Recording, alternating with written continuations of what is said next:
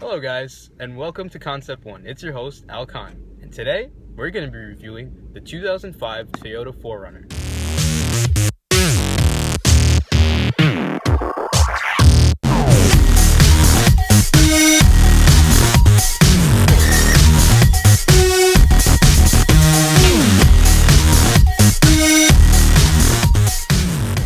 For 2005, Toyota has introduced a 4-liter naturally aspirated V6 engine, outputting 245 horsepower and 265 pound-feet of torque. Acceleration in this car, why don't we test that out?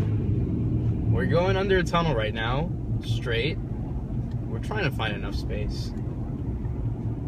Alright, time to mat it, here we go.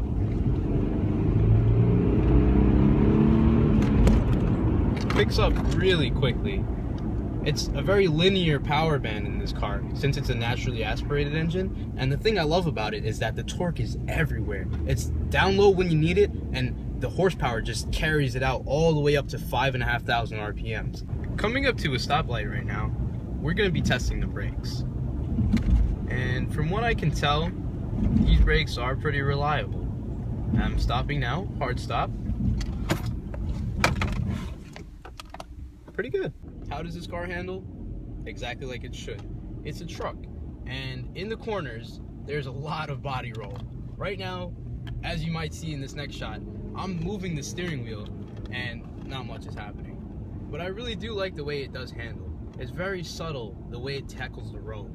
It's like a very glassy sensation. The wheel setup I'm running on this car is stock 18-inch alloys all around, wrapped by Starfire SF 510 tires, and they do hold up pretty well. They do their job and they maintain grip, so traction is not an issue in this car. Tackling bumpy roads in this car is not a challenge at all. The suspension is actually lifted so that way you can tackle pretty much anything. Some of you might want to know what I've done to this car. Practically nothing. All I've really added was an Alpine 143 BT audio system, which includes 8 speakers, and I got it from PC Richard & Son for about $350. Other than that, this car is completely stock.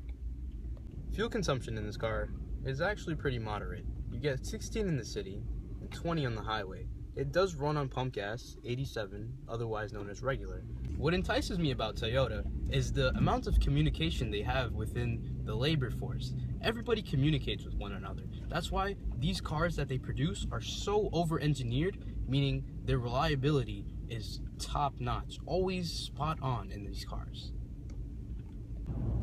So as we're driving along this narrow road, this car doesn't really have a lot of wind noise, and what I really do like about it is that it feels like just a car you want to cruise in. You don't really want to push it to its limits all the time. It's more of a car that makes you soak in the environment that you're around. Right now I'm looking at Manhattan and I'm just enjoying every second of it. This car encases you and makes you feel welcome and comfortable while you're in it. I've owned this car for approximately 2.5 years now. I'm 18 and I got this car when I was 15 and a half, believe it or not. And it's been so good to me. There has not been a single problem with maintenance except for oil change. But that's practical with almost every vehicle. Thank you guys for watching. It's been your host Al Khan on Concept 1. Please comment and let me know what you'd like to see next. Also, make sure to hit that like button down below and stay tuned for more. Thank you.